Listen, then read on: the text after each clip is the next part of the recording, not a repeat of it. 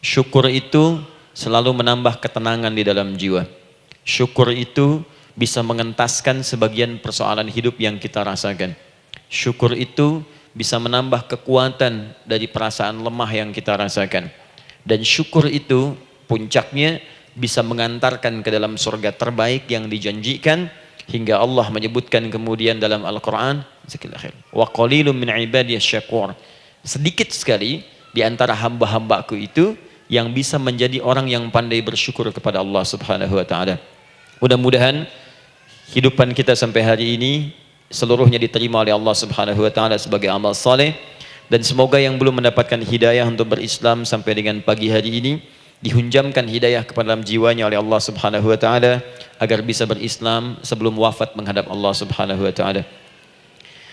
Baik, hari ini kita akan belajar. Saya akan cepat masuk kepada pembahasan karena waktu kita cukup singkat, tentang orang-orang yang dikabulkan doanya yang tersebut dalam Al-Quran khususnya dan sunnah-sunnah Rasulullah Sallallahu Alaihi Wasallam.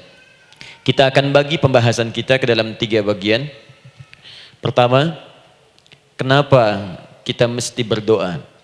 Di poin pertama. Kenapa kita mesti berdoa? Yang kedua, bagaimana cara berdoa yang baik, yang cepat dikabulkan oleh Allah Subhanahu wa taala. Yang pertama, mengapa kita mesti berdoa? Esensi doa itu apa, kan? Yang kedua, bagaimana cara berdoa yang sekiranya cepat dikabulkan oleh Allah Subhanahu wa taala. Dan yang ketiga, kita akan melihat ukuran pengabulan doa. Seperti apa doa itu dikabulkan. Karena nanti ada orang-orang yang tidak sadar sesungguhnya doanya sudah dijawab, tapi dia tidak menyadari itu. Bahkan merasakan doanya kok nggak dijawab-jawab gitu. Padahal Allah sudah menjawabnya. Nah, seperti apa ukuran kita mengetahui bahwa doa kita telah terjawab, atau doa kita barangkali belum dijawab atau tidak dijawab? Apa ukuran ketiga hal itu? Itu yang coba kita turunkan di pembahasan pagi ini. Mudah-mudahan dengan itu kita nanti akan lebih pandai bagaimana cara menyikapi doa dalam hidup, seperti apa doa dipanjatkan, kapan kita berdoa, dan kita tahu, oh ini hasil dari doa yang telah kita panjatkan. Sepakat sampai di sini? Baik ya, tinggal sepakat saja ya. Kan biasanya yang nerangkan saya, nulis saya, ngapus saya sampai selesai pula. Baik, ayo kita mulai. Bismillah. Mengapa kita mesti berdoa? Kita buka dulu ibu sekalian. Ya, yang di ruangan ini ataupun yang di bawah, semuanya insya Allah memiliki kemuliaan yang sama di hadapan Allah Subhanahu wa taala sesuai dengan keikhlasannya. Ya, sesuai dengan keikhlasannya. Karena hadisnya umum sifatnya.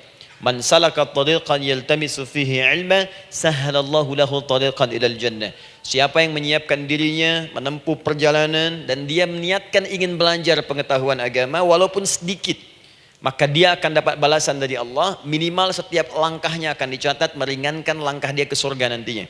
Ya. Dan di situ tidak disebutkan khusus bagi yang di dalam ruangan masjid.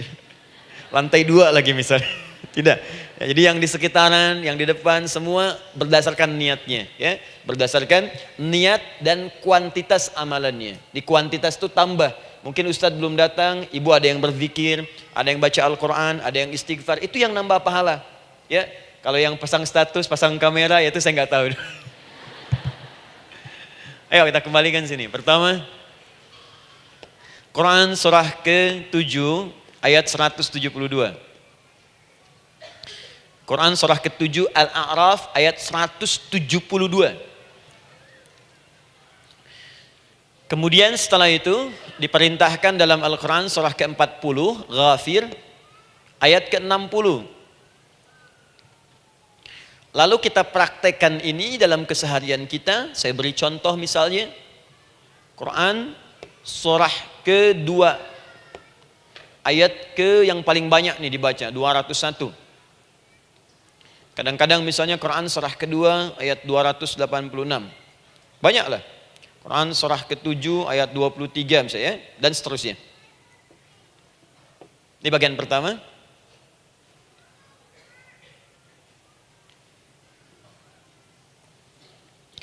Bagian kedua, nanti kita akan belajar bagaimana cara berdoa yang baik yang dikabulkan.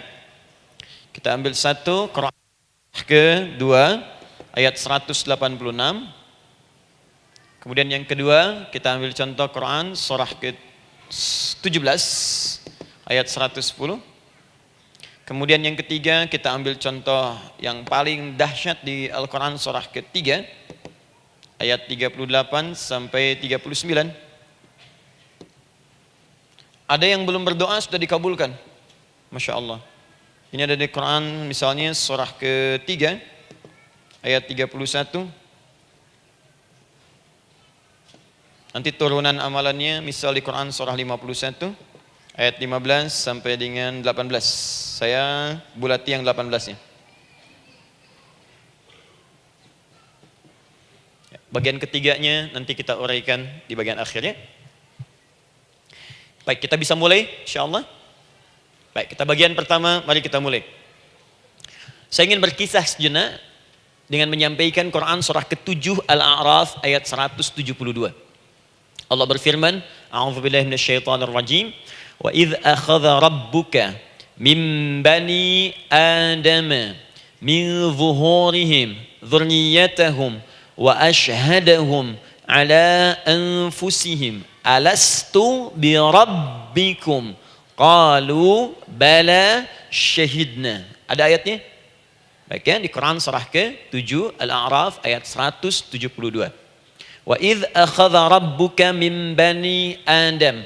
Kata Allah, dan ingatlah, pahamilah, pelajarilah, dalamilah. Teman-teman sekalian, ingat kalimat idz itu, idz dalam Al-Quran termasuk dalam bahasa Arab, itu bukan sekedar mengingat. Idz itu bisa mengandung arti memahami dengan dalam. Menganalisis. Ya, memaknai itu idz. Jadi bukan sekedar mengingat. Bukankah ibu kalau mengingat sesuatu berusaha mendalaminya? Ya, kalau nggak percaya saya tanya begini. Coba ibu ingat kemarin jam 5 sore ada di mana? Bukankah sekarang sedang mendalami sesuatu? Sedang mencari memori jam 5 sore kemarin ada di mana? Setelah itu dihimpun jadi sesuatu lalu disampaikan dengan terstruktur, dengan rapi. Oh, kemarin saya ada di sini, di sini, di sini, mengerjakan ini. Itu idz dalam bahasa Arab.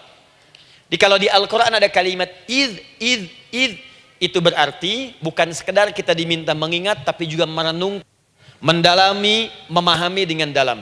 Paham insyaallah? Baik, sekarang perhatikan. Nanti kalau ibu baca Al-Quran, maksud saya, ibu bisa menerjemahkan sendiri dan memahami dengan baik. Ya, misal kalimat idz pertama dalam Al-Quran misal ditemukan di Quran surah kedua ayat 30. Wa idz qala rabbuka lil malaikati inni ja'ilun fil ardi khalifah. Idz akan ditemukan. Nah, sekarang ayat tentang korelasinya dengan doa, kita buka Quran surah ke-7 tadi ayat 172. Wa idz akhadha rabbuk, dan pahami ya kata Allah, renungkan ya, maknai dengan dalam ketika Allah menyampaikan, membuat komitmen dengan semua anak cucu Adam tanpa kecuali. Semuanya. Ingat kalau ditemukan kalimat Bani Adam. Bani Adam disebutkan 7 kali dalam Al-Quran. Ya. Berapa kali? 7 kali. Kalimat Bani Adam. Bani Adam. Ini menunjuk pada semua keturunan anak cucu Adam sampai selesai kehidupan. Ya, dari Nabi Adam alaihissalam, kemudian pasangannya Sayyidah Hawa alaihissalam, kemudian keduanya mulai berumah tangga, melahirkan keturunan. Diabadikan di Al-Quran surah keempat, ya, surah Ibu, ayat yang pertama. Ya ayyuhan nasu taqu rabbakumul ladzi khalaqakum min nafsin wahidah wa khalaqa minha zawjaha. Di situ kemudian ada Adam, zaujaha Hawa, ya. Wa batha minhuma rijalan katsiran wa nisaa. Dari situ turun keturunan laki-laki perempuan, laki-laki perempuan. Nanti menyebar, Bu, ya, menyebar. Ada yang ke Chicago, ada yang di Chicago, ada yang di Singaparna, ada yang di Singapura. Semua nyebar. Ya, di Sunda, dari Jawa sampai ke Sumatera, sampai Indonesia, sampai Nusantara, sampai Asia, Eropa, sedunia. Nanti penyebarannya disebutkan di Quran surah ke-49 ayat ke-13.